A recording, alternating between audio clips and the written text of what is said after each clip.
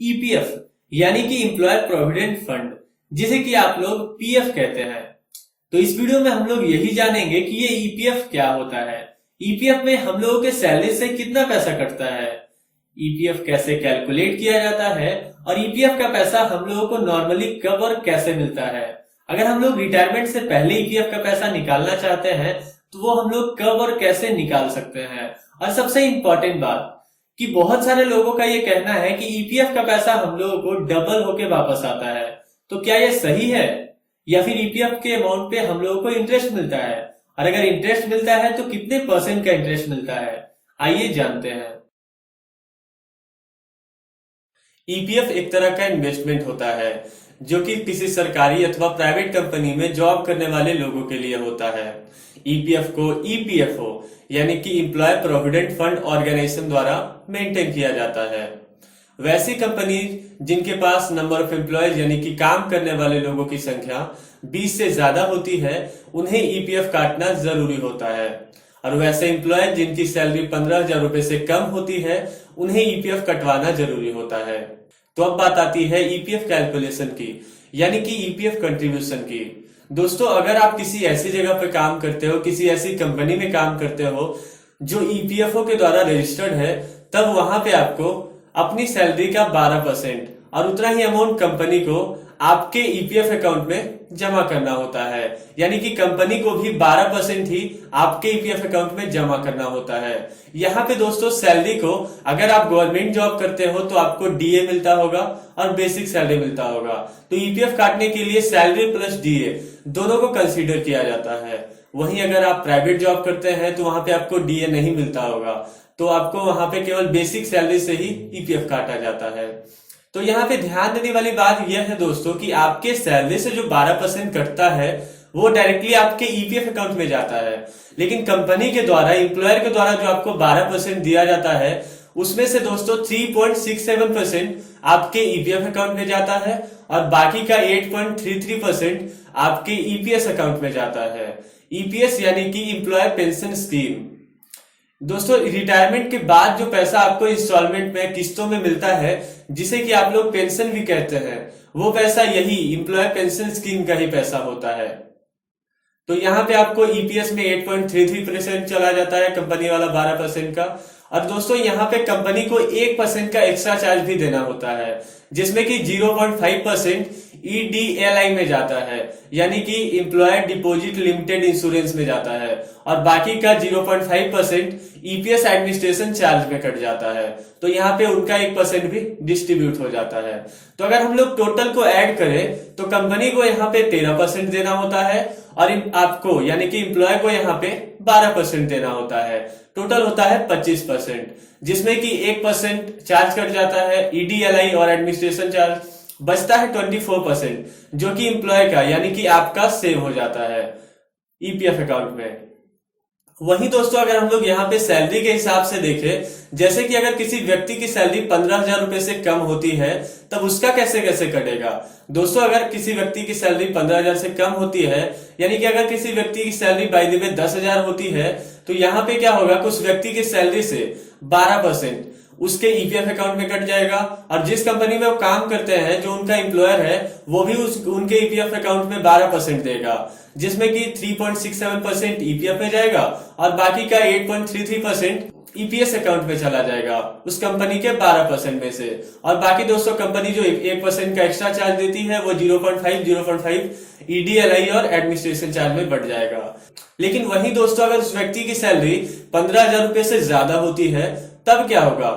तब दोस्तों वहां पे एम्प्लॉय के पास भी 2 ऑप्शन होते हैं और एम्प्लॉयर के पास भी 2 ऑप्शन होते हैं। तो अब हम लोग बात कर लेते हैं सबसे पहले ऑप्शन की। तो पहला ऑप्शन होता है दोस्तों यहाँ पे मिनिमम ईपीएफ का। इसमें क्या होता है कि आपका सैलरी चाहे जितना भी हो, 15,000 से ज्यादा, 50,000 हो, 40 हो या फिर जितना भी हो, लेकिन आपको यहाँ पे ईपीएफ सिर्फ 15,000 रुपए पे ही देना होता है। जैसे कि अगर किसी व्यक्ति की सैलरी 50,000 रुपए है तो उन्हें पूरे 50,000 रुपए भी और ईपीएफ कटवा सकते हैं, लेकिन अगर वो चाहते हैं तो सिर्फ 15,000 रुपए पे ही ईपीएफ कटवा करके और अपना काम बना सकते हैं। तो 15,000 रुपए पे ईपीएफ कटवाएंगे तो क्या होगा दोस्तों, 15,000 रुपए पे अगर वो ईपीएफ कटवाएंगे तो 15,000 का 12% वो देंगे यानी कि एम्प्लॉय देंगे, तो वो होता है दोस्तों 1,800 रुपए। और 15,000 का ही 12% उनकी कंपनीज भी देगी, एम्प्लॉयर भी देंगे। तो यहाँ पे दोनों 12-12% देंगे, जो कि होगा 1800 और 1800। तो यहाँ पे इंप्लॉय का तो 1800 डायरेक्ट उनके ईपीएफ अकाउंट में जाएगा, लेकिन इंप्लॉयर का जो 1800 होगा उनमें से 3.67% और 8.33% डिवाइड हो जाएगा, और बाकी का 1% जो इंप्लॉयर एक्स्ट्रा चार्ज देंगे वो वहां पे चार्जेस में कट जाएंगे। तो इस तरह से दोस्तों इंप्लॉय और एम्प्लॉयर दोनों मिनिमम ईपीएफ दे करके अपना काम चला सकते हैं। इसमें क्या होता है दोस्तों कि इंप्लॉय का यानी कि आपका इनहैंड सैलरी बढ़ जाता है, लेकिन आपकी सैलरी के हिसाब से आपका सेविंग बहुत ही कम का होता है। वही जो दूसरा ऑप्शन है दोस्तों वो ये है कि अगर आपकी सैलरी 15,000 रुपए से ज्यादा है, चाहे वो जितनी भी हो, जैसे कि मैंने पहले ऑप्शन में माना था कि अगर आपकी सैलरी 50,000 रुपए है तब क्या होगा। तो यहाँ पे दोस्तों अगर आपकी सैलरी 50,000 रुपए है तो पहला ऑप्शन तो है मिनिमम ईपीएफ, और दूसरा ऑप्शन होता है दोस्तों यहाँ पे कि आप अपने पूरे सैलरी का 12% ईपीएफ में कटवा सकते हैं, जो कि होगा अगर आप 50,000 सैलरी वाले हैं तो आपका होगा पूरे 6,000 रुपए, जो कि आपके ईपीएफ अकाउंट में जाएगा। अगर आप ऐसा करते हैं तो कंपनी के पास दो ऑप्शन होते हैं, यानी कि इंप्लॉयर के पास दो ऑप्शन होते हैं। पहला ऑप्शन तो ये होता है कि इंप्लॉयर सिर्फ 15,000 रुपए पे ईपीएफ पे करके अपना काम चला सकता है।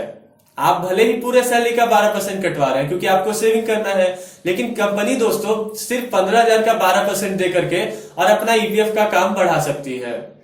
वही कंपनी के पास जो दूसरा ऑप्शन होता है वो ये होता है कि अगर आप पूरी सैलरी पे 12% दे रहे हैं तो कंपनी भी आपको पूरे सैलरी का 12% देगी, जिससे कि आपका बहुत ही अच्छा सेविंग हो जाता है। तो यहाँ पे क्या होता है दोस्तों कि जैसे कि अगर आपकी सैलरी 50 है तो आपका 6,000 कट रहा है, तो कंपनी वाले भी अगर आपकी पूरी सैलरी पे 12% दे रहे हैं, 6,000 रुपए दे रहे हैं, तो उसमें से 3.67% तो आपके ईपीएफ अकाउंट में चले जाते हैं। लेकिन ईपीएस अकाउंट में जो 8.33% जाता है, यहाँ पे एक चेंज आता है दोस्तों। ईपीएस अकाउंट का एक कंडीशन होता है कि वहां पे सिर्फ 15,000 का ही 8.33% जमा होगा, बाकी जो अमाउंट होगा दोस्तों वो डायरेक्टली आपके ईपीएफ अकाउंट में ट्रांसफर हो जाएगा। जैसे कि यहाँ पे देखा जाए दोस्तों तो यहाँ पे 15,000 का 8.33% 49.5 रुपए होंगे। तो यहाँ पे दोस्तों आपका जितना भी होगा 6,000 का 3.67% वो तो आपके ईपीएफ अकाउंट में चले जाएंगे, और बाकी जो पैसा होगा 8.33% वो आपके ईपीएस अकाउंट में जाएगा, जो कि 49.5 रुपए से ज्यादा होगा। तो उसमें से 949.5 रुपए काट लिया जाएगा, और बाकी का जो होगा दोस्तों वो आपके ईपीएफ अकाउंट में जाकर के जमा हो जाएगा। तो इस तरह से यहाँ पे होता है दोस्तों। तो ये ऑप्शन आपके लिए बेहतर होता है दोस्तों, क्योंकि आपके सैलरी के हिसाब से वहां पे आपका थोड़ा सा इनहैंड सैलरी कम जाएगा, लेकिन आपका सेविंग बहुत ही अच्छा हो जाता है, जो कि आपके फ्यूचर में काम आ सकता है। तो यहाँ पे मैं आपको बता दूं दोस्तों कि बहुत सारी कंपनियां, लगभग कंपनी दोस्तों, अगर आप अपनी पूरी सैलरी का 12% कटवाते हो तो वो भी आपको उतना ही अमाउंट पे करते हैं। बहुत ऐसी कम कंपनीज होती है जो कि मिनिमम ईपीएफ को यूज करती है। वहां आप जैसे ही जाइएगा तो आपको पहले ही बता दिया जाएगा कि आपको आपके सैलरी से 1800 रुपए पर मंथ कटवाने होंगे, और उतने ही कंपनी भी देंगे। वहां पे उनको परसेंटेज कैलकुलेशन से कोई मतलब नहीं है, डायरेक्टली वो आपके सैलरी से 1800 काट लेते हैं मिनिमम ईपीएफ और वहां जमा कर देंगे, चाहे आपकी सैलरी जितनी भी हो। लेकिन बहुत सारे कंपनी भी दोस्तों आपके पास दोनों ऑप्शन होते हैं कि अगर आप मिनिमम ईपीएफ कटवाना चाहते हो तो सिर्फ 1800 रुपए कटवाओ, अगर आप पूरे सैलरी पे कटवाना चाहते हो तो उतना कटवाओ, कंपनी भी आपको उतना देगी। तो वहां पे आप जो भी ऑप्शन सेलेक्ट करते हैं आपका सेविंग उसी तरह से होगा। तो ये तो हमें बात दोस्तों ईपीएफ कैलकुलेशन की। अब हम लोग जान लेते हैं कि हम लोग जो ये पैसा इन्वेस्ट कर रहे हैं पर मंथ, वो पैसा हम लोगों को मिलेगा कब। दोस्तों ये पैसा नॉर्मली आपको रिटायरमेंट के वक्त मिलता है, जब आपका एज 58 ईयर्स का हो जाता है। लेकिन अगर आप चाहते हैं कि रिटायरमेंट से पहले इस पैसे को विड्रॉ कर लें तो वो भी आप कर सकते हैं। यहाँ पे आपको कुछ कंडीशंस फॉलो करने होते हैं, उसके बाद आप ये पैसे को रिटायरमेंट से पहले विड्रॉ कर सकते हैं। तो ये मैं आपको विड्रॉल प्रोसेस में बताऊंगा कि रिटायरमेंट से पहले इस पैसे को कैसे विड्रॉ किया जाता है। तो अब हम लोग जान लेते हैं दोस्तों कि यहाँ पे अगर हम इन्वेस्ट करते हैं तो हम लोगों को कोई बेनिफिट तो हुआ नहीं। जो पैसे हम लोगों ने इन्वेस्ट किया था पर मंथ वही पैसा हम लोगों को एक बार में मिल रहा है, तो ऐसा नहीं है दोस्तों। ईपीएफ के भी बहुत सारे बेनिफिट्स हैं, जिसमें कि सबसे पहला बेनिफिट तो ये है कि आप जो पैसे इन्वेस्ट करते हैं, आपका जो ईपीएफ का अमाउंट होता है उस पे आपको 8 से 9% का इंटरेस्ट मिलता है, जो कि एक हाई इंटरेस्ट रेट होता है दोस्तों। आप अगर फिक्स डिपॉजिट करते हो कहीं या फिर कुछ भी ऐसा इन्वेस्ट करते हो तो बहुत कम जगह पे आपको 8 से 9% का इंटरेस्ट मिलता है।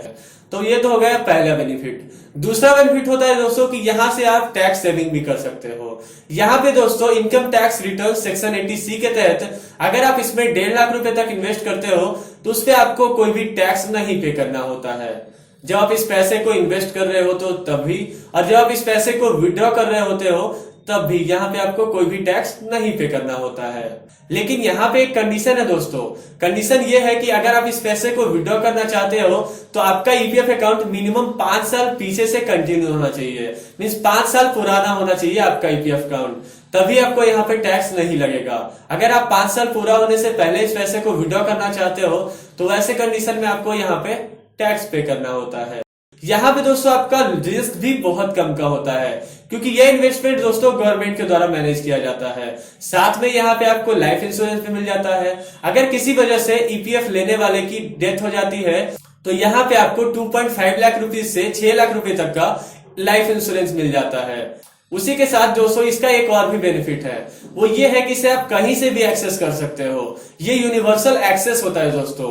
आपका जो भी ईपीएफ अकाउंट होगा तो हर एक ईपीएफ अकाउंट का एक यूएएन नंबर होता है। उस नंबर के जरिए आप इस ईपीएफ अकाउंट को कहीं से भी एक्सेस कर सकते हो और उसे यूज कर सकते हो। और साथ में दोस्तों मैं आपको बता दूं कि ये ईपीएफ अकाउंट आपके लाइफ में सिर्फ एक बार खोला जाता है, जब आप कहीं पहली बार जॉब कर रहे होते हो और वो कंपनी या फिर वो जगह अगर आप ईपीएफओ से रजिस्टर्ड होती है तो वहीं पे केवल आपका पहली बार ईपीएफ अकाउंट खोला जाता है। उसके बाद दोस्तों सेकेंड टाइम जब भी आप कहीं जॉब करने जाते हो उस जॉब को छोड़ करके तो उस यूएएन नंबर के जरिए आप उस ईपीएफ अकाउंट को सेकेंड एम्प्लॉयर के पास ट्रांसफर करवा सकते हो। उसी तरह से अगर आप वहां छोड़ के कहीं और जाते हो फिर दोस्तों आप यूएएन नंबर के जरिए ट्रांसफर करवा सकते हो। तो इस तरह से दोस्तों आपको दूसरे अकाउंट खोलने की जरूरत नहीं पड़ती है और सब दिन आपका एक ही ईपीएफ अकाउंट होता है। इसीलिए दोस्तों यूएएन नंबर के जरिए आप इसे एक्सेस कर पाते हो। इसी तरह से दोस्तों ईपीएफ के और भी बहुत सारे बेनिफिट्स हैं। तो अगर आप सारे बेनिफिट्स के बारे में जानना चाहते हैं तो मैं उस वेब पेज का लिंक अपने डिस्क्रिप्शन बॉक्स में दे दूंगा, वहां से जाकर के आप चेकआउट कर सकते हैं। तो अब हम लोग जान लेते हैं कि ईपीएफ के पैसे को हम लोग कब और कैसे विड्रॉ कर सकते हैं। वैसे तो ईपीएफ में इन्वेस्टमेंट रिटायरमेंट के बाद की जरूरतों को पूरा करने के लिए किया जाता है, लेकिन अगर आप उस पैसे को जॉब के बीच में ही निकालना चाहते हैं यानी कि रिटायरमेंट से पहले ही निकालना चाहते हैं तो यहाँ पे आप उस पैसे को निकाल सकते हैं जरूरत के हिसाब से। जैसे कि अगर आप अपने बेटों की या फिर बेटी की या फिर भाई बहन या फिर अपने खुद की शादी के लिए अगर आप ईपीएफ का पैसा विड्रॉ करना चाहते हो तो यहाँ पर ईपीएफ में इन्वेस्ट किए गए टोटल अमाउंट का 50% तक का अमाउंट आप विड्रॉ कर सकते हो। वहीं दोस्तों अगर आप अपने बेटे की या फिर आप अपने खुद की उच्च शिक्षा के लिए इस पैसे को विड्रॉ करना चाहते हो तो वहां पे भी दोस्तों आप अपना इन्वेस्ट किया गया टोटल अमाउंट का 50% तक का अमाउंट इंटरेस्ट के साथ विड्रॉ कर सकते हो। लेकिन यहाँ इन दोनों में दोस्तों एक कंडीशन और लगता है, जो कि यह होता है कि आपका ईपीएफ अकाउंट जो है जहां पैसे इन्वेस्ट कर रहे थे वो मिनिमम 7 साल पुराने होने चाहिए, यानी कि 7 साल पहले से उसमें इन्वेस्टमेंट किया जा रहा होना चाहिए, तब आप ये विड्रॉ कर सकते हो।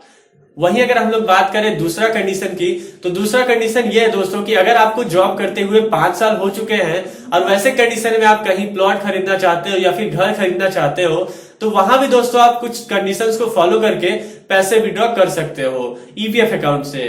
यहाँ पे दोस्तों अगर आप कहीं प्लॉट खरीदना चाहते हो तो आप अपने सैलरी का 24 गुना तक का अमाउंट ईपीएफ से विड्रॉ कर सकते हो। वहीं अगर आप कहीं घर खरीदना चाहते हो तो आप अपने सैलरी का 36 गुना तक का अमाउंट ईपीएफ अकाउंट से विड्रॉ कर सकते हो। वहीं दोस्तों अगर आपके घर में कोई मेडिकल इमरजेंसी आ जाता है यानी कि आपके भाई बहन या फिर आपके माता पिता को इलाज की बहुत जरूरत होती है तो वैसे कंडीशन में दोस्तों आप अपने ईपीएफ अकाउंट से अपने सैलरी का 6 गुना पैसा निकाल सकते हो या फिर आप अपने ईपीएफ अकाउंट का टोटल पैसा निकाल सकते हो जितना भी अभी तक आपने इन्वेस्ट किया है। और दोस्तों बहुत सारे लोगों के साथ ऐसा होता है कि वो जॉब कर रहे होते हैं और वो किसी वजह से जॉब छूट जाता है, तो जॉब छूटने के 1 महीने बाद दोस्तों आप अपने ईपीएफ अकाउंट से 75% तक का अमाउंट विड्रॉ कर सकते हो और 2 महीने बाद दोस्तों आप पीएफ में जो 25% अमाउंट बचा है उसे भी विड्रॉ कर सकते हो। इसी तरह से दोस्तों और भी बहुत सारे कंडीशन होते हैं जिसमें कि आप अपने पीएफ अकाउंट का टोटल पैसा विड्रॉ कर सकते हो। तो अगर आप सारे के बारे में जानना चाहते हो तो मैं आपको डिस्क्रिप्शन में उस वेब पेज का लिंक दे दूंगा, वहां से जाकर के आप जान सकते हो। तो दोस्तों अगर आपको ईपीएफ से रिलेटेड कोई और भी टॉपिक पे वीडियो चाहिए तो आप कमेंट बॉक्स में कमेंट कर सकते हैं, मैं उस टॉपिक पे वीडियो जरूर बनाऊंगा। और दोस्तों अगर आपको ये वीडियो अच्छा लगा हो तो आप इस वीडियो को लाइक कर सकते हो, और अगर आपको इस वीडियो में कुछ भी खराब लगा हो तो आप इसी वीडियो के कमेंट बॉक्स में कमेंट कीजिए ताकि हम अपने अगले वीडियो में सुधार ला सके। धन्यवाद वीडियो को पूरा देखने के लिए।